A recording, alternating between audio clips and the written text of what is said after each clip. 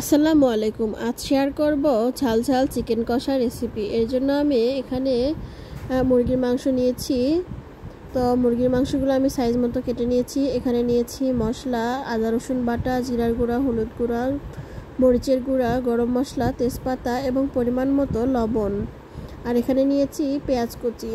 তো প্রথমে আমি চুলায় একটি কড়াই বসিয়েছি এবং কড়াইয়ে দিয়েছি পরিমাণ মতো তেল। এরপর দিয়ে দিলাম কয়েকটি তেজপাতা। এরপর অ্যাড করব সেই গরম মশলা, দারচিনি, সাদা এলাচ।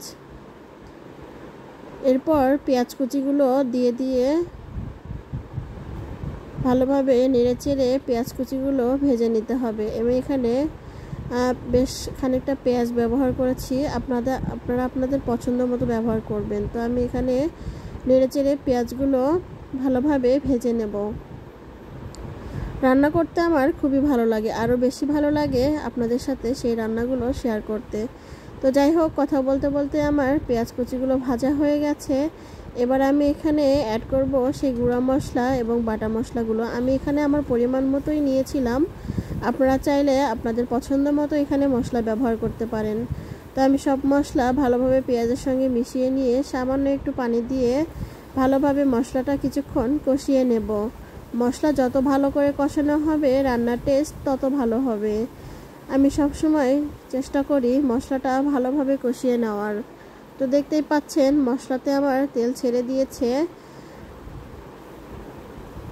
মশলায় যখন এরকম তেল ছেড়ে যাবে তখন বুঝতে পারবেন আপনার মশলাটা ভালোভাবে কষানো হয়ে গেছে।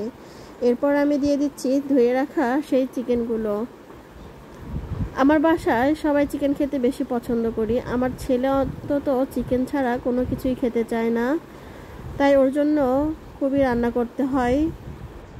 আমি আজকে একটু ঝাল ঝাল করে রান্না করছি। যাই হোক, এরপর আমি মাংসগুলো দিয়ে ভালোভাবে মশলার সঙ্গে মিশিয়ে নেড়েচেড়ে বেশ সময় করে কষিয়ে নেব। আমার কাছে রান্না যত কষানো হয় খেতে ততই বেশি ভালো লাগে। আমি সব রান্নায় বেশি করে কষানোর চেষ্টা করি। এই যে দেখুন, আমি ঢাকনা দিয়ে ঢেকে বেশ অনেকটা সময় কষিয়ে নিয়েছি। কষাতেই মাংস অনেকটাই সেদ্ধ হয়ে যাবে। দেখতে পাচ্ছেন আমি কিন্তু এতটুকুও পানি ব্যবহার করিনি, মাংস প্রায় সেদ্ধ হয়ে গেছে। আমি একেবারে রান্নার জন্য পানি দিয়ে দিলাম। আমি আর দ্বিতীয়বার পানি ব্যবহার করব না এখানে, যেহেতু আমি বেশ সময়টা ধরে কষিয়ে নিয়েছি, তাই আমার বারবার পানি ব্যবহার করার কোনো প্রয়োজন নাই। যাই হোক, এরপর আমি ঢাকনা দিয়ে ঢেকে রান্না করে নেব।